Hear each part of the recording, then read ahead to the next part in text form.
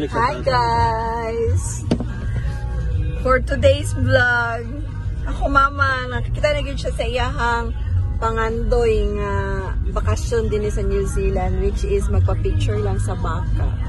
So, come and join us guys. Na nami sa mo ang friend nga na icon.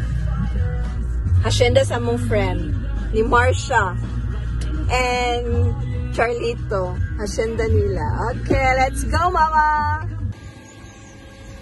Hi guys, nana ko mama. Wala na-excite. Gibiyaan ako guys. Kay kuan. Mato na siya sa bakahan. Sa bakahan niya.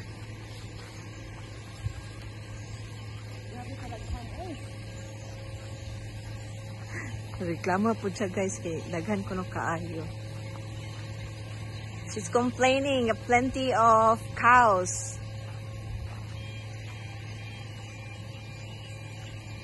Yeah, that's it, Mama. Old MacDonald had a farm, E-I-E-I-O.